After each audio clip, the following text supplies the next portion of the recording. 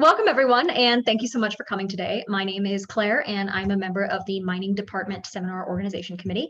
The committee organizes the seminar series and invites speakers to come and address students, faculty, and interested industry professionals on a variety of mining-related topics.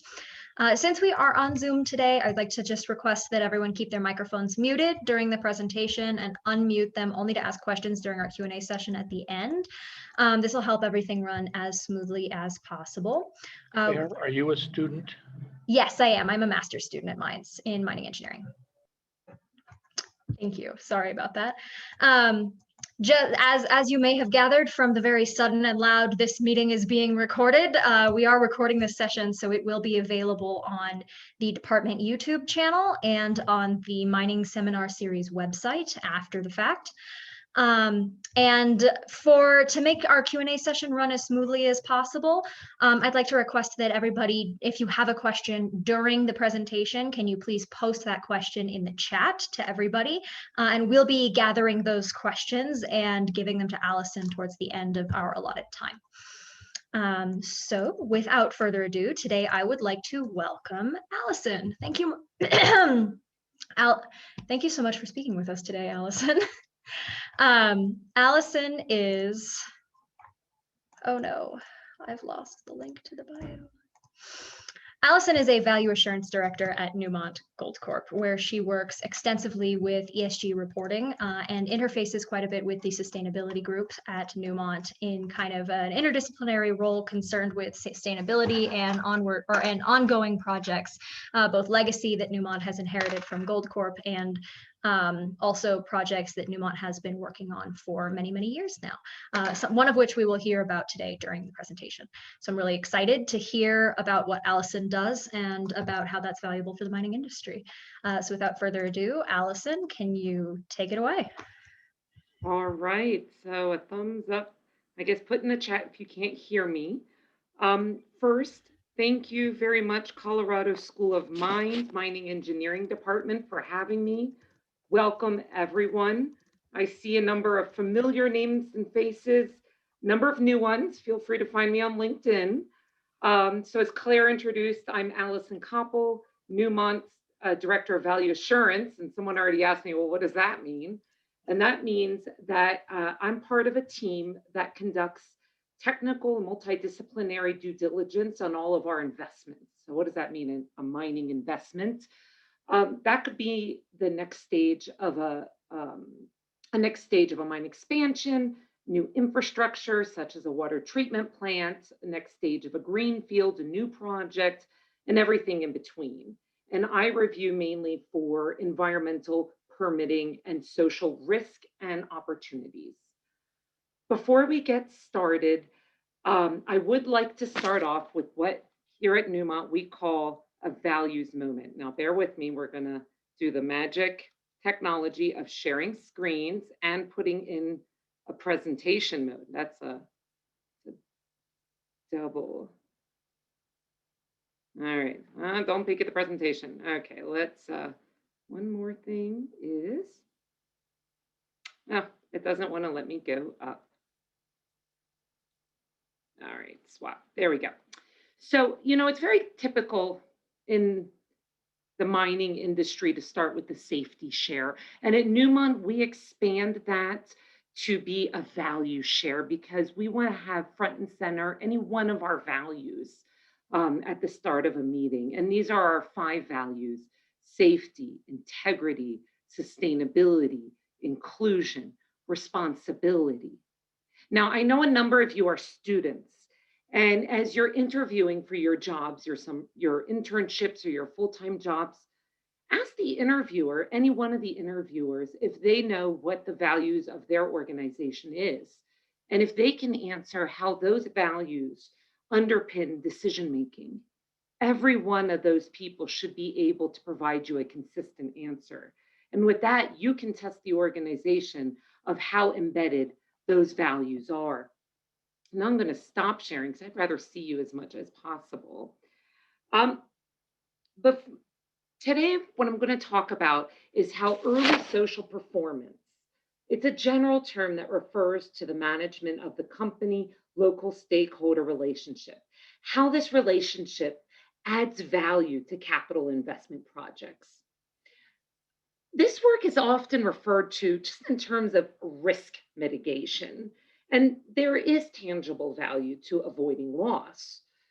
Where I'd like to inspire you is in the tangible value creation, how projects can increase their financial value thanks to the knowledge provided by local stakeholders. For a number of you, what I share will be well known. Pieces of this I've shared in other public forums, some of it. So if you've been following me around, you might have already seen it. But for a lot of you, I assume that this work is not your principal role. Yet as you've worked in the mining industry, you have experienced or you've read about delayed projects, community protests, how something social has taken away value from projects. Just look like, and this is public knowledge, just look at the recent Rio Tinto cultural heritage incident. If you're not familiar with what I'm talking about, please Google it after this talk. And this cost the CEO last year his job. Not to mention they destroyed 46,000-year-old artifacts in Australia. Today, I'll provide you a few frameworks and lessons learned, which I hope you take with you to build on. For those of you who are familiar with what I will say, you'll know that while it sounds simple, and maybe you've heard similar or the same information before, it is not simple. Otherwise, so many of you would not be here today. This work is not easy. Now, for those of you who have been in sessions with me before, you know that I always try to make meetings to be participatory. And there's a lot of you here today. Let's see, we're 101 so far. Let's see how well this works. Everyone go to the chat. And a lot of you have already greeted everyone, and thank you so much. I'd like you to answer this question. I don't have it on the slide, so please listen. In one sentence, everyone's going to get on the chat in a minute. Please let me know the one important factor in earning the trust of local stakeholders. One important factor in earning the trust of local stakeholders. Wonderful. I see them all coming through. Transparency, honesty. I like the consistency of this word. Involvement, open communication, stability, communication, listening, transparency, consistency, credibility, sustainability. Wonderful. Almost all these words we're going to talk about today. And you'll see there's a number of words. It takes a lot of work. It's just not one single thing that's going to build this trust with local stakeholders. Respect. I love it. Okay. I'm going to talk for about 20 more minutes. I'm going to try to share with you about a 4-minute video. So that will take us to about 4:35 Denver time. So the rest of the time should be good for Q&A and comments. Please keep that in mind. And as Claire said, if you have something, just keep it in the chat. She'll take note and we can talk about it at the end. So let's go back to the presentation. All right, we're going to have to bear with me one more time. Okay, now I can't see the presentation and the chat and everything. So someone start yelling if you can't see this. All right, let's level set on some terms and what we're talking about. What we're seeing here is a graph. And this expresses the work and inspired by the work of two thought leaders, Ian Thompson and Robert Boutillier. Maybe you know them personally. I've had the pleasure of meeting both of them. And they are actually the ones who coined the term social license to operate in the 1990s. And this is an example that they did a survey at this one mine site, a project mine site, over a series of 12 years.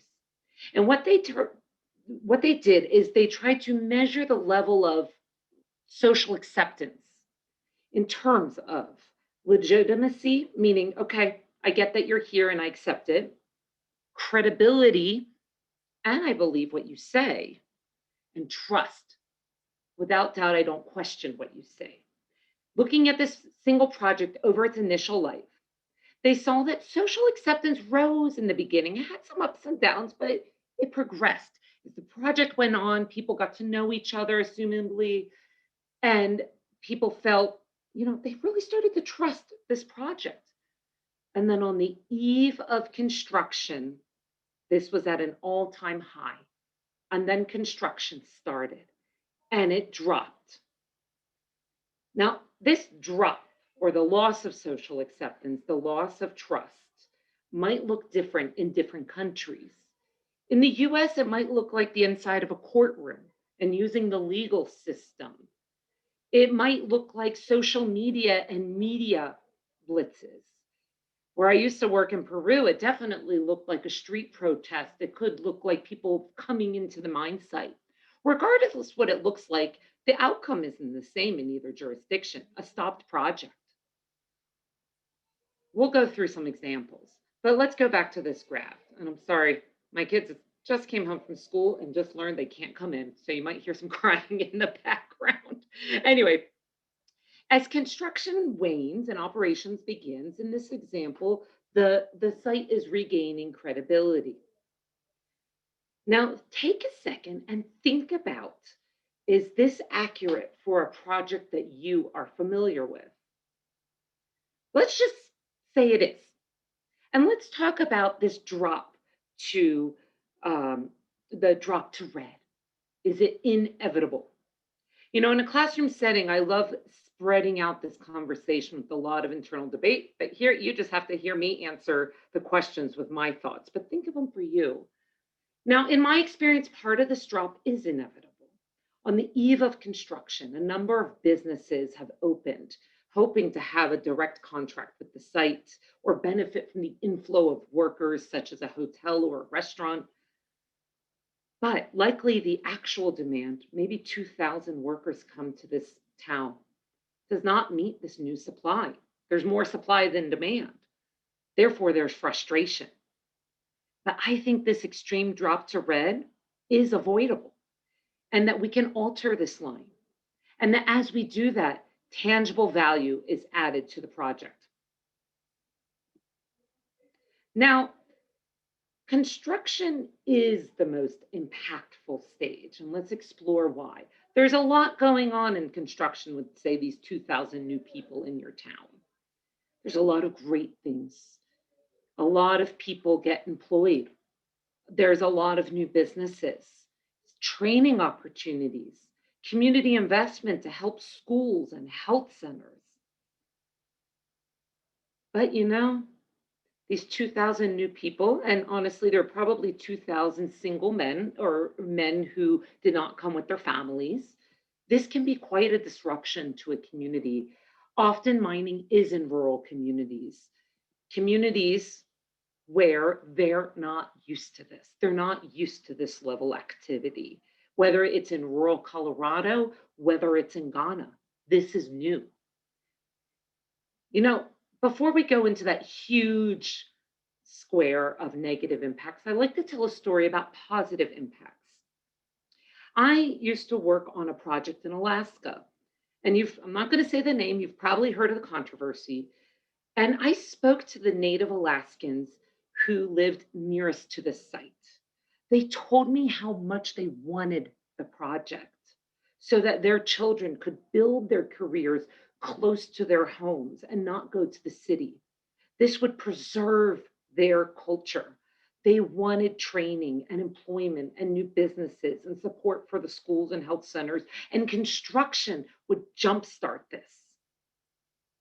Yet I can also tell you the story of the right side. I saw some friend here from Chile. I used to work a lot in a little community near, and in all honesty, I haven't been in Chile in 7 years. Life could have changed a lot. So no disrespect if anyone's from this community.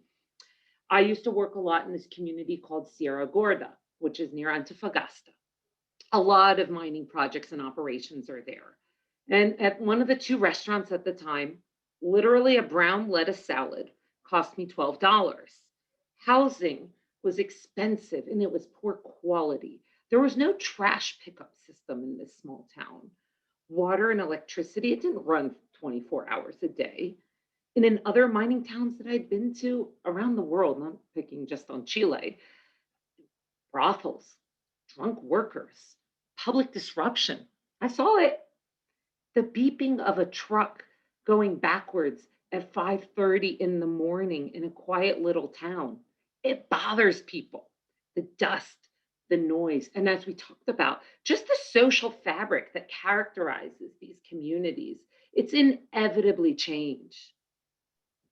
So what do we need to do?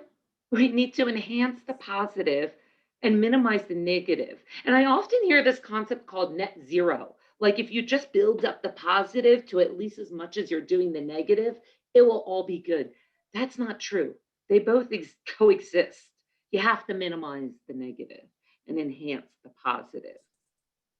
But unfortunately, I've seen too many mining projects across the industry that don't think about this until maybe the permitting stage, often the eve of construction, and unfortunately, too many when they're shut down or amidst protests and wondering why.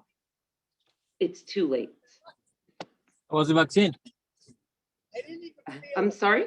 I'm going to talk for about 10 more minutes and then we'll have time for Q&A. So please mute everyone. So this slide, it's busy. Take a minute. We're going to go through it. We're going to spend a little bit more time on this slide. And let me tell you, each bullet on this slide, you could spend a whole seminar just around this bullet. But I'm going to go through a few key points. And I want you to think about, I recognize on the call today, we have mining engineers, we have geologists, we have people from all across the industry. Think about how each of these concepts interact with your work. Let's talk first about engagement. Now, the goal of engagement, and in a nutshell, this is the work to inform, to consult, to involve, to collaborate with, empower. These are some of the words we already saw in our chat, stakeholders. And the goal of this is to build real trust to get to that green section. It's not a transaction. It's not a transactional relationship. The process isn't an on and off switch that occurs during public hearings required for your permit. It's never too early to begin engagement. Never. You learn from each other. You add value to each other's lives. This is not an exercise where you, as the mining engineer, perfectly design this project and then just go tell the communities about it. You get to know each other and build this together. I'd like to talk about a case study where this works well, and that's this photo. This photo is an example how a strong relationship adds value to the project. Galore Creek is a Teck Newmont joint venture early stage project in British Columbia, Canada. The site sits on the First Nation, Tahltan Nation's land. Thanks to Tahltan knowledge, which has been shared with the project after years of engagement and trust building, this project is more well-informed, spends less money on gathering key information, and is being designed with more accurate technical knowledge in a difficult geographical terrain. This is in between glaciers and high mountains and difficult access. For example, what does this knowledge look like? What does this tangible value look like? For example, the Tahltan have digitized their archaeological assessment themselves. There's a PhD archaeologist in the Tahltan Nation, and she has led the charge to digitize their own archaeology and shared much of this with us. And it is informing Galore Creek's environmental and social assessments. You'll see in this picture, and I know it's pretty small there, but Tahltan leadership and other members, especially the older members, are providing historical context. There's been many years of mining exploration and development in the area. They're letting us know this so we can get a better understanding of what's been tried already. The Tahltan have a heritage environmental assessment team, which is a strong contributor to analyzing and informing understanding of the technical challenges and how the Tahltan view of them, the Tahltan view of what's feasible and not feasible. This Tahltan team is involved, and key members of the nation are involved in technical planning workshops, and it adds real value to the project. Yet any community group a First Nation, or any group in any community is not going to share information that they know. And when I say that they have knowledge and they have information, you have to get out of your mind just if they've gone to fancy schools or if they're formally educated, they know their land. Let's just start with that. They know where they live and you want to come there. And they're not going to share this information that's special for them with a company that they don't know and they don't trust. For as collaborative as the Tahltan has been with us and with other companies, they recently publicly, you can look this up, recently broke off a relationship with a company who they did not deem trustworthy. During the first meeting, a community group or a First Nation Indigenous group is not just going to hand over the hard drive of their information. It takes years to build that relationship. So let's go through some of the other topics. Think how it relates to your work. Human rights. Now, this topic is especially difficult, I find, for North American and European audiences. Let me explain in the high level. If you're designing a mine, beyond thinking if you have the legal right to access the land or impact the water required as part of your process, think about, are people's lives being impacted beyond their control? For example, in the US, are ranch animals no longer able to access a certain water source? Maybe they've been doing it for years, and who knows if they have a permit to do so? That's what they've just been doing. You may be right in the eyes of the law, yet their lives will be upended. Think about how that lens, how this human rights lens could inform your design. Next, Indigenous peoples. The United Nations Declaration of the Rights of Indigenous Peoples, UNDRIP, was only signed in 2007.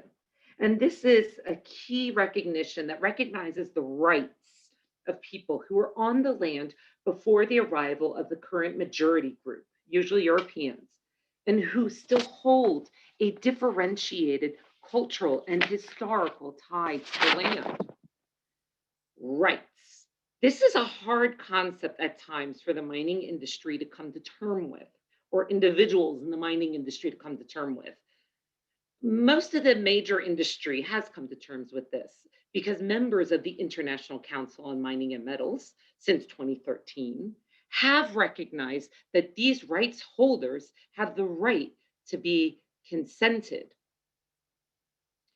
to about the impacts of their land in a timely manner prior to the impact and in a way where the impacted are fully informed. This process is called Fpic, free, prior, and informed consent. Now, this is important to mining engineers and the other non-social folks on the call today, is you should be asking as you require land and may impact water sources if this requires an Fpic process. This process takes time. This is not a simple agreement that you just sign between lawyers getting to this photo. This is where individuals know and fully trust each other. And if mine plans change, impacts may change. And this consent has to be updated based on this new potential impact. And guess what? You may be surprised during this process, which is often just considered as something that increases cost and schedule. But in the Tahltan example, hopefully you'll learn, you could learn about the land, the water, the terrain, the history, and the human resources of where you are designing your mine plan. And guess what? This may make a better mine plan. Hey, Allison, sorry to interrupt. I think your Yeah. webcam fell over. Or Oh, sorry. that's okay. I can't see the chat. Do you see me now? Yes. Okay, wonderful. Thanks for interrupting. I can't see the chat. Anyway, another key topic, resettlement. This is the physical, economic, and economic compensation, relocation, and livelihood restoration of the people directly, as I've heard, in your way, where you want to plan your mine. And if you understand this first, before you get all excited about the economic value of the mine plan and the value of the minerals, your expectations won't drop to red. I once heard a wonderful professional in social performance talk that her job was to literally draw stick figures on the geological and mine planning maps spread all over the table. Remember back when we were in offices and we could do this in person? Because the geologists and mining engineers, sorry to keep picking on you two groups, would be so far into their planning that you would have to remind them that people are literally living on top of all their maps. Everyone think about your house right now, or where you grew up, or a place that's really special to you. A lot of us probably live in a nice neighborhood. Some of you might like for a company to just come in, offer you some money, give you a moving truck, and you go off into your new adventure of planning your new community. I imagine that most of you would not like that, even if it comes with money. Your neighborhood, your community is likely a part of your identity. Many of you might have been living generations in your community. My closest friends in Colorado within a 10-house radius. Resettlement is a long, complicated process. So before your project is held up because of resettlement, start planning the resettlement first. The cost and complication only increases the longer you wait. I always hear this debate, yeah, but we don't want to resettle until we're absolutely sure of this development. Maybe a chicken and the egg, but I'll tell you, your mining investment, you have to take that risk. But I'll tell you, the guarantee is that it will be costing more and be more complicated as you move forward. And if you're at least reasonably sure that this area will be resettled, that this area will develop into a mine, whether by your company or not, think about that strategically. Okay, we've gotten to the last part of this slide, community benefits. Now I'll tell you, when I tell people I used to be 5 years the lead for social responsibility at Newmont. And most people just assume that I hang out in this community benefits space. I run a donations or philanthropy program. Now, yes, as we saw in the previous slide, maximizing benefits is a key aspect. You'll see we've talked about a lot before we've gotten to this bullet. So there's a lot more to this work. But back to the benefits, which are important. If I'm going to put up with the noise, dust, trucks, and overall disruption to my life, I do want to feel like my family has a better opportunity. I want better schools for my children. I want a better health service. Yet so often I see these programs are poorly planned, unsustainable, paternalistic, and often thought of once the operation kicks off, because literally it's often a different team entirely who does the project and does the operation. And that's thought of often as an operational issue. But remember, you want a successful project. You want a project that's on time and on budget. And you want a well-informed, capable population to be a partner with you during the development, informing your development and construction, and who can thrive post-construction. Make sure the project you're working on is doing this work at a senior level. And secret, the best work in community benefits isn't the most expensive. Just putting more money into community investment does not make it better. Planning it in a way that builds local capacity and empowers locals to lead their own development is less expensive and more effective. And guess what? Positions them to be your partners who make your project better. So let's take a look at a project done well. All right, where are we? Okay, again, I see chats coming in. It just tells me it's coming in, but if this is a stop because you can't hear me, Lucas, please tell me. All right, so I'm gonna stop sharing for a second because I do want to see all of you. Okay, these are just questions. Now, we're gonna play chat again. Now, anyone affiliated with Newmont or Yanacocha or worked on this project does not count. You can't participate. But who has heard of the Yanacocha Catcher Main project? Honestly, put it in the chat if you've heard it. Okay, Kelly has. That's good. Oh, Claire, you studied it. That's not fair. Or you studied Yanacocha. All right, these are not coming in as quickly as all the previous chats. A lot of this is no. A few, yes. I see that you're associated with university. Now, This was a hard question for me to ask because this is a very informed audience. But what I'm trying to say is if I said who heard of the Conga project, I'd probably get a much more affirmative result. All right, you can stop playing. I get it. A lot of you have heard of it, but not all of you, and it's a bit slow. So what I'm getting at is there was a headline, Newmont achieves commercial production at Peru's Quechua Main project. Ooh, what an exciting headline. To investors, yes, and that's the headline that you want.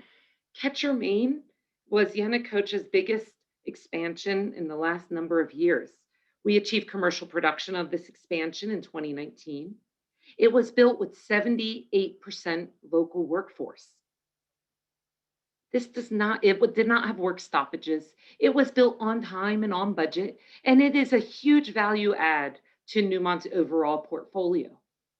This does not get attention. It does not get media feed all that much. It does not get that interest, and it gets a lot of no's. I haven't heard of it. Don't feel bad. I guess it wasn't that exciting. So how did we do this? This wasn't by accident. Honestly, I'm sure a lot of you have heard about the Conga project. That wasn't as successful, honestly, and it's quite public. Now, what we've done in the past few years is great work, and I'm going to try to share this video. If it doesn't work, okay, I'll just put it in the chat and you can watch it at a different time. Now, I'm using the Newmont, if you don't speak Spanish, I'm using the Newmont, the YouTube automatic subtitles. So bear with the translation, but I want you to notice a few things in this case study video. I want you to and compare it to the engagement processes that you may be familiar with, or use it to ask those questions at projects you may interact with. Who are you seeing? Are you just seeing middle-aged men, the leaders?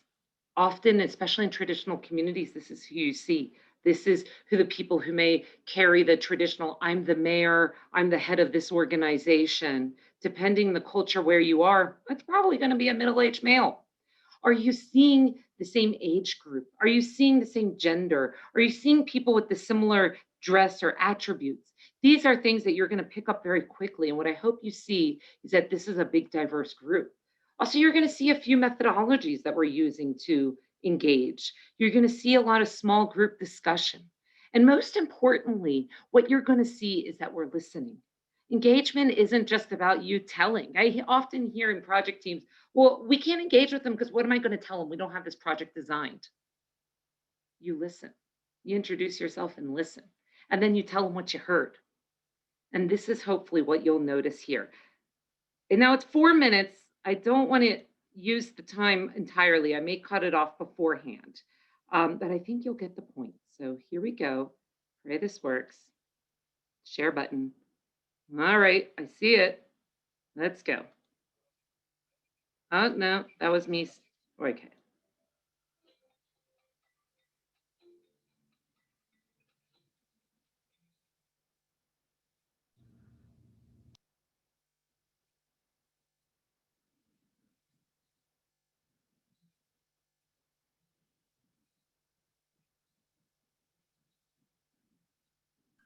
Allison, we're not getting any sound from the video. Ay, ay, ay, ay,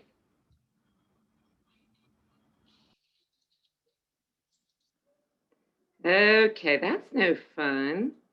All right, we're going to do plan B. I have a plan B. Now, I'm going to trust you all to do this. That means you got to come back. Actually, you know what? Well, you can also narrate a little bit about I'm sorry? What you could also do is just narrate a little bit over the video, just keep it muted and tell us a little bit about it. I'll do that. That may be easier. Let's try this again. Also, when you share the video, there's a little button on the bottom that says share sound that you click. There's a little on my Zoom box to check. Yeah, when you share your screen in Zoom. Oh, well, look at that. We're going to try again. Get ready. Thank you. See how much I'm All the participants not chat during the video because it covers the text at the bottom. Okay, thank you. En el año 2016, Yanacocha inició un proceso voluntario de comunicación y participación ciudadana. A este proceso lo llamamos Talleres de Cierre y Continuidad, y se constituyó en un espacio donde escuchamos dudas, percepciones y expectativas de nuestros vecinos, y a la vez compartimos con ellos la historia y las posibilidades de Yanacocha en Cajamarca. Los participantes asistieron voluntariamente y emitieron sus opiniones libremente, por escrito y de manera anónima. Entre 2016 y 2018 realizamos 280 talleres, con un total de 8.037 participantes de nuestra zona de influencia. Durante esos 2 años obtuvimos el siguiente resultado. El 82% de los participantes se mostró de acuerdo con la continuidad de Yanacocha en Cajamarca, con algunas condiciones, relacionadas principalmente al cuidado del agua y a las oportunidades de empleo. Estoy viendo que es una buena información y creo que esta información se está cumpliendo y lo está haciendo como empresa.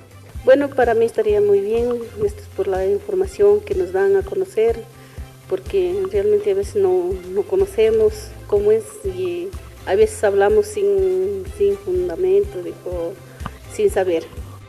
Este año 2019 hemos mejorado nuestra propuesta de talleres, agregando un recorrido informativo, donde podemos apreciar infografías, imágenes, mapas y videos que ayudan a comprender mejor las operaciones de Yanacocha y su aporte al desarrollo de Cajamarca.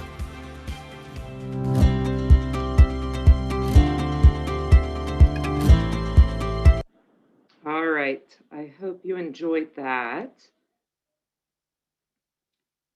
Now, I hope you noticed those things. And one, we did a first methodology. We heard feedback on what was working and not working, and we just kept improving it and kept trying to listen and kept trying to feedback what we heard and then building on that. That's what got us to that very boring headline. All that work. Someone just wrote 280 workshops in 2 years.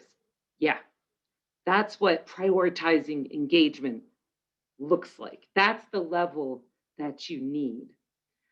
Now, I'm going to share one last slide, and then we're going to get to you because that's a lot more exciting.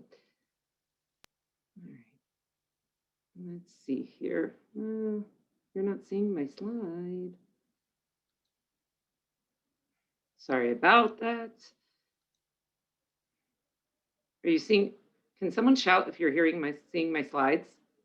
We're seeing the presenter view again. You might need to change it around. Yep, definitely. Well, that's what you're going to see because now I'm in double screen and you can see where my weaknesses are. It's simple technology. Anyway, what I wanted to show you is a lot of people have asked me, what does this look like during the pandemic? This is a photo, from a few months ago from our Facebook page, Yanacocha's Facebook page. This is what it looks like. It's amazing how well so many processes have transitioned virtually. This is a capacity building program for local suppliers. And lastly, I want to leave you with a few concluding thoughts. One, if you take away, two things. One is it's never too early to engage. The second thing is it's never too early to build your senior team. I can't tell you how many projects have in the US, we often talk about the A team, the B team, the C team. I see like the Q team in the scoping and the pre-feasibility stage for social often. It's the most tactical person who's just kind of on the ground to engage with people. What you need in the scoping and pre-feasibility stages, and these are the stages where you're deciding, is there a business case? How can you decide if there's a business case if you're looking at maps with no people on them? How can you decide in pre-feasibility what your options are if you don't understand if you're going to be impacting the rights of Indigenous peoples? I don't understand how you can do that. And so if you don't have people that not only have the tactical skill to engage with people on the ground, but have the senior executive skill to feed that back into the technical project design, you're not going to be on the right path. Also, a common issue I see is you often see the same person as, oh, they do environmental, social, and permitting. Now, granted, I do environmental, social, and permitting. Not everyone can. There are some really amazing senior environmental people. My real strong background is social. You know, if it's a complicated environmental issue, I'm not your person. You need specialists according to the risk levels. And you need to do this early. And if you do all this work early, you're going to inform your permitting. You're going to add tangible value to your design, and you're going to contribute to what every project director gets a bonus on time, on budget construction. Because the reality is you can always redo plans. You cannot redo a relationship. Think about a relationship as relationship capital. I think of it, I once had a trainer tell me it was like a bank account. You know, you can have a cushion. Think back to our original graph.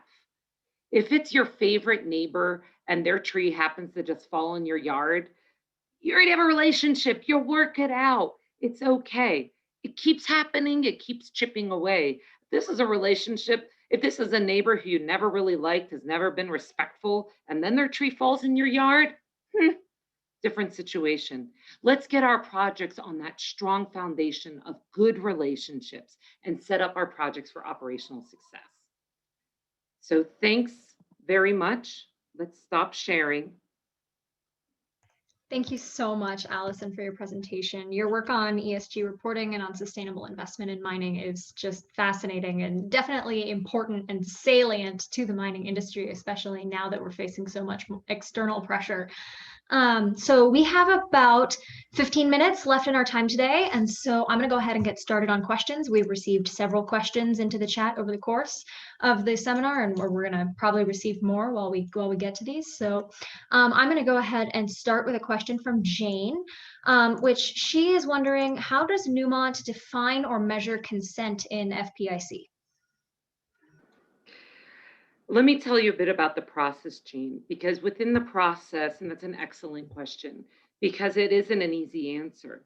Within the process, that process has to be defined with the Indigenous group you are working with, because that can look very different according to the group. I'll give you two examples. For example, at Galore Creek, we have an agreement with them, kind of a standard agreement we've worked out between. I would say that's the most common instrument.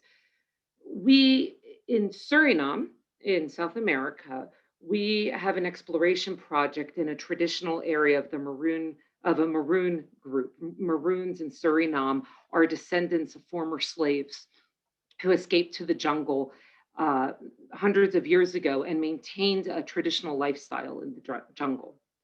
In that community, it would not be appropriate. They let us know it was not appropriate to have a written document, but they did grant us permission to film the person who's the head of that group, the chief, confirming that he understands and his people understand what we intend to do in our exploration project, the impacts, and that he gives us his consent on behalf of his people. That's what consent looked like in that situation. And so that's why that engagement and that building, that relationship building is so key, because it isn't just something you show up and sign. I hope that answered your question, Jane. What do we have next, Claire? Moving on, we have a question from Colette, kind of in the same vein as Jane's question, specifically on how Newmont handles FPIC in the US. Right now, Newmont does not operate any mines in the US that are on Indigenous lands. However, we do have a legacy site, meaning a formerly operating site in Washington State. And I think it's one of our sustainability reports. I want to say 2018. You can find a full case study on this. This is on the reservation of the Spokane Tribe of Indians. And it's an interesting story because in the 1950s, geologists from the tribe sought out Newmont to develop a mineral exploitation. And it was in this formal partnership that we did. Now, in the close through the remediation that's dictated to us from the US EPA, the Environmental Protection Agency, Newmont is responsible for the closure. We have an agreement with the Spokane tribe of Indians. And so that's what that looks like there. And in that agreement, it stipulates around employment, around engagement, around a number of different areas that were mutually agreed upon. And again, there's more information. If you put Spokane and Newmont, you probably could find that case study in our sustainability report. I can confirm it is in the 2018 sustainability report of Newmont. Once you write one, you always remember it. So, yeah. Please. All right, moving on from that, Janine is asking, so if you come in late to a project, that is to say you purchase a project that's already in process in some form from another company, and the trust is already significantly deteriorated in that project, how do you work to regain the trust of the people that are now working against your project? Very good question. First, before you purchase that, before the company makes that acquisition, I would hope that that company has an adequate due diligence process. Now, something that I did when I came into Newmont in 2014 is I helped Newmont create a due diligence process that includes understanding social risk.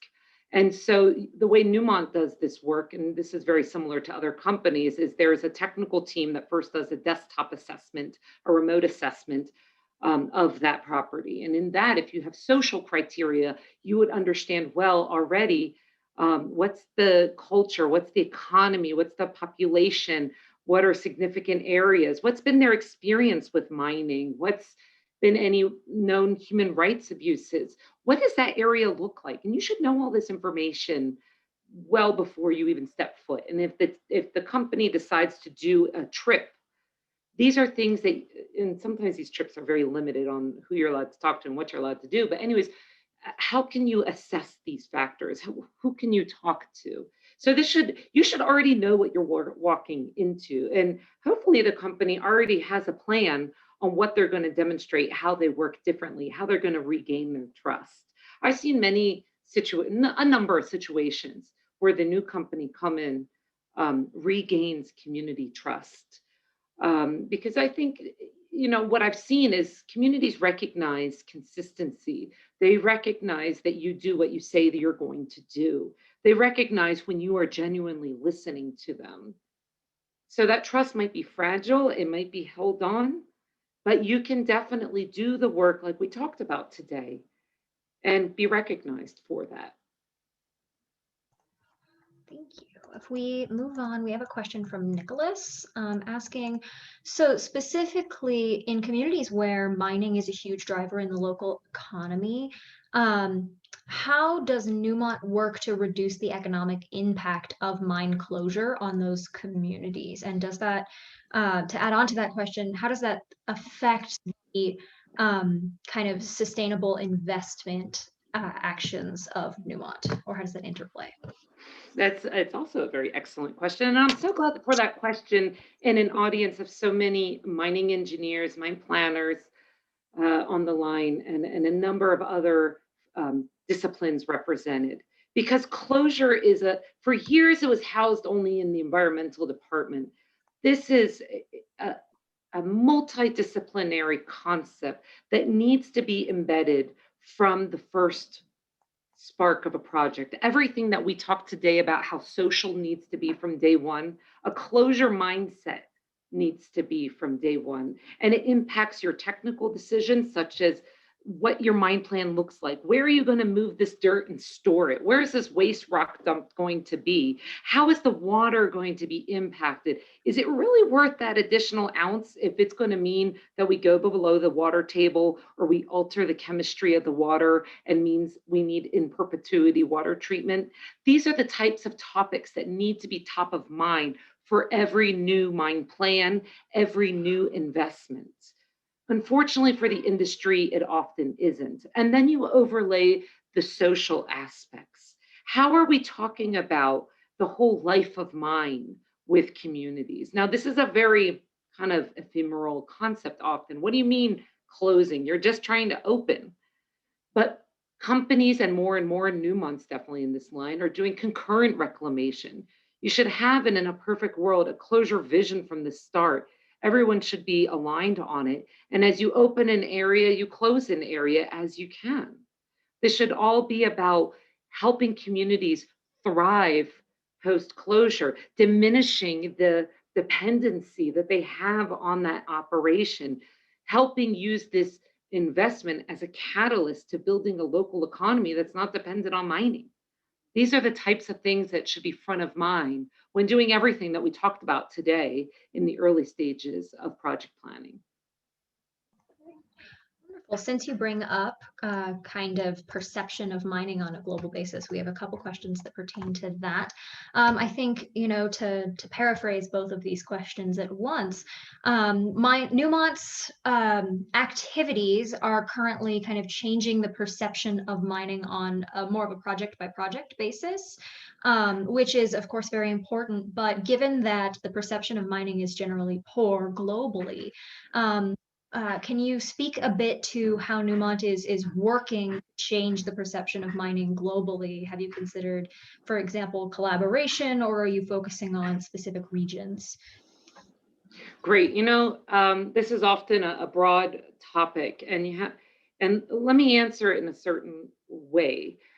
A big group of stakeholders who have started to influence drastically the reputation of mining and pushing it in a positive direction are investors.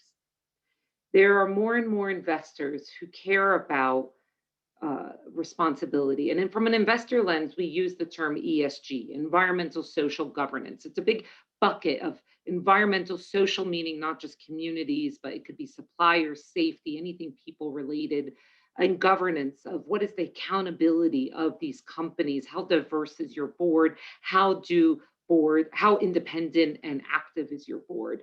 And there are a number of rating agencies and rating scales that seek to compare companies, because investors are starting to realize that a company with a good reputation, and especially if anything the last year has taught us, is that companies that already went into the crisis with a solid ESG performance are doing well after the crisis. Because a company that has a good reputation, a company that has a good ESG performance is a company that plans, a company that understands risks and manages them. And for years, there was such a hodgepodge of ways to measure this reputation. And this is definitely consolidating over a number of years. And Newmont has been very focused on wanting to be recognized for a lot of positive changes and great work that it's been doing. Now, Newmont is actually recognized. I don't know, don't quote me, although it's being recorded. I think it's last year or the year before, is the second most transparent company on the S&P 500. Not the second most transparent mining company, the second most transparent company. This is huge because investors and other stakeholders, people wrote transparency in our earlier exercise. This is key for reputation. This is key for trust. If you go on Newmont's website, you can find very easily all of our data on ESG. It's a downloadable Excel sheet with clearly defined indicators. And we've done a lot of research because we want to be easily comparable against other companies. We found out that companies, not even water measures are often comparable. Greenhouse gas, more and more is becoming comparable. Long story short, metrics are hard to compare. A lot of companies don't even have real metrics. As you start looking, students, for where you're going to work, show up, is there a sustainability report, just a lot of flowery stories than photos, or is it real hard data that demonstrates there's a real management system behind this? I think you'll see on Newmont's website that the transparency and accessibility of our data is what's driving our increasing recognition, especially from the investor group, of our transparency and our ESG performance. And we hope as other mining companies realize the push that investors are giving and rewarding companies who have a strong ESG performance, they'll realize they better get their act together, because we're only as strong as an industry as our weakest link. Sorry, any of these questions, these are awesome questions. I once hired an intern. I don't know if she's on here today, but you know who you are. I hired you because you had really good questions in the interview. So I'm loving these questions, and all of them we could spend all day talking about. But let's have one. I think we have time for one or two more, Claire. Yes, indeed. Since you have been speaking quite a bit about kind of ESG from the investor side and being really driven by investing and by corporate leadership, we have a great question from Mr. Roland here, who is wondering what advice you could share with us on how to persuade senior executives to allocate social performance staff and resources early to projects and proportional to the kind of sustainability complexity of the projects. So how do you convince senior leadership to do basically what we just talked about? Yes, that exactly. Well, you know, I hope that this talk might have helped you, because often, especially, you know, I've had the advantage of being in this space. I look young, and I love the mining industry because I always look young in a lot of meetings, but I've been in this game for almost 20 years. We're actually over 20 years. And, you know, this is, I've seen before the word social responsibility was formed. And as the maturity rose, what I've seen is the more that you can professionalize this area, the more that you can explain to senior executives in formal terms, the strategy and the benefit, they get it. I'm going to tell you a story about my career and why I decided to even do all this work. Some of you have heard this story, but anyways, I used to work in Mali. I used to work in international development. At this time, I was a consultant for the World Bank.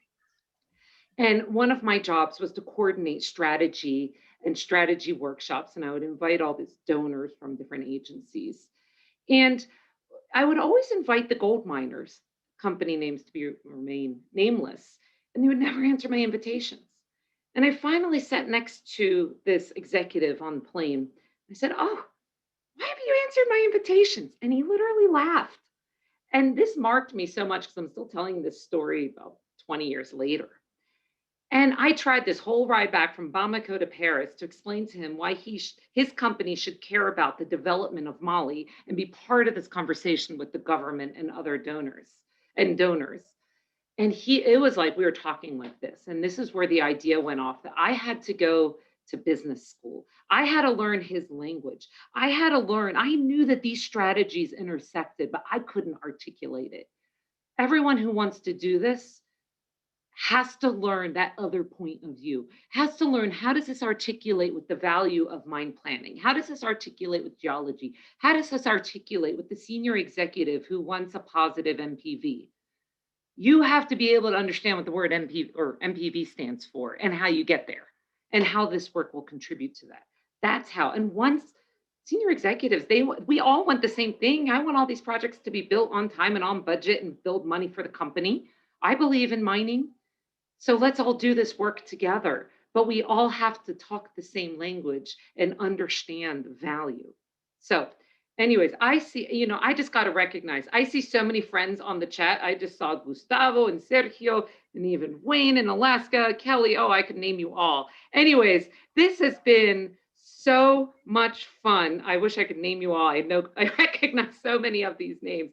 I really appreciate everyone coming out to see me. A lot of these people have done this work with me, so you can call me out afterwards if I was saying something that, you know, for you it just wasn't. So great to see you, Allison. Thank you very much. You can call me out if you want afterwards, because I know we've been on the ground together in so many of this work. Thank you so much, Colorado School of Mines, the Mining Engineering Department, and for all of you in your active participation.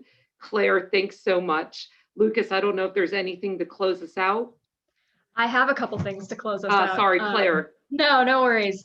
So I just want to reiterate what Allison said. Thank you so much, everyone, for coming. We at Colorado School of Mines have been really working on developing the seminar series, and we strive to bring you qualified, interesting speakers from all facets of the mining industry. And Allison, you definitely fit that bill. So thank you very much for coming and speaking today.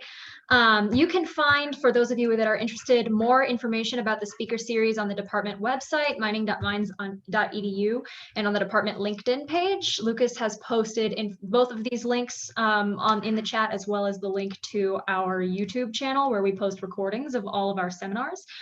We have another seminar next week, I believe, with Dr. Patsy Moran covering the path to the restart of the Mount Todd gold mine, specifically in the Batman pit, which is the greatest name for a pit I've ever encountered.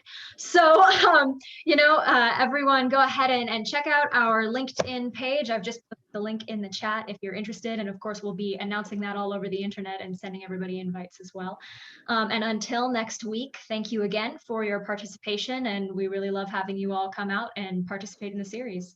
So thanks. Thank you. I even see even a friend from Mali, Mandala Tiose from Peru. Oh, this was just tons of fun. Thank you, everyone. And if you want to connect with me on LinkedIn. I'm always happy to connect. Take care.